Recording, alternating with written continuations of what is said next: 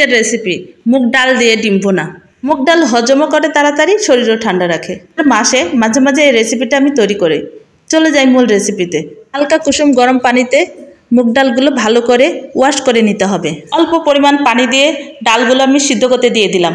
এখন আমি ডিমগুলো সিদ্ধ করে নিয়েছি, এগুলো একটু ভালো করে ভেজে নিব।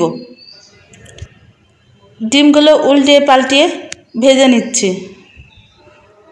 মাঝে মাঝে ভোর রাত্রেবেলা মাছ মাংস দিয়ে ভাত খেতে ইচ্ছা করে না, তখন আমি এই রেসিপিটা তৈরি করি। খুব সিম্পল এবং শর্টকাটে হয়ে যায়। কিছু পরিমাণ পেঁয়াজ কুচি দিয়ে দিলাম। এখন পেঁয়াজগুলো ভেজে লাল লাল করে নেব।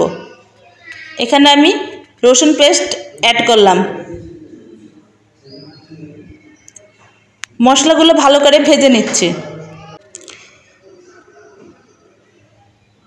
এবার একটু হালকা পানি অ্যাড করলাম, তবে আমি ওর মধ্যে আদা পেস্টও দিয়ে দিয়েছি।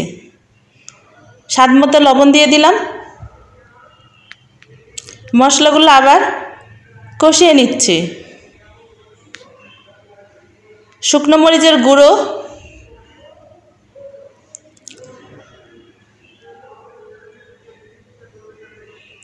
হলুদের গুঁড়ো, ধনিয়ার গুঁড়ো,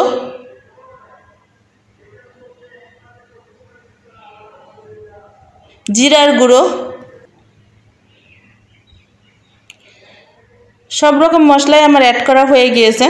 এখন আমি মশলাগুলো ভালো করে ভেজে নেব, যেন মশলার উপরে তেলগুলো উঠে আসে। সিদ্ধ করা মুগ ডালগুলো আমি দিয়ে দিলাম। এখন ভালো করে কষিয়ে নিতে হবে। মশলাগুলো অ্যাড করলাম, তেজপাতা, দারচিনি, এলাচ, লং, গোলমরিচ সবগুলো দিয়ে দিয়েছি। এখন এগুলো ভালো করে কষিয়ে নিতে হবে। কয়েকটি কাঁচা মরিচ অ্যাড করলাম। মুগ ডাল দিয়ে মাংস রান্না করলেও খেতে ভালো লাগে। মুগ ডাল দিয়ে মাঝে মাঝে মাছও রান্না করা হয়। আর যখন সময় কম থাকে, মাছ মাংস খেতে ইচ্ছা করে না, তখন আমি ডিম দিয়ে রান্না করি। এটাও খেতে ভীষণ ভালো লাগে। কিছুটা গরম পানি অ্যাড করে দিলাম।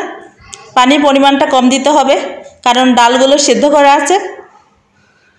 তাতে আমি অনেকক্ষণ ধরে ডালগুলো কষিয়ে নিয়েছি।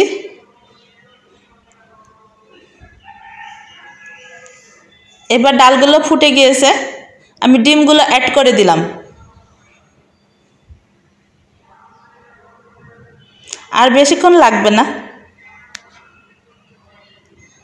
এই রান্নাটা করতে খুবই অল্প সময় হয়ে যায়। ঢাকনা দিয়ে আমি 10 মিনিট রেখে দেব। রান্না প্রায় কমপ্লিট। ডালগুলো ঘন হয়ে এসেছে, একটা মাখো মাখো ভাব।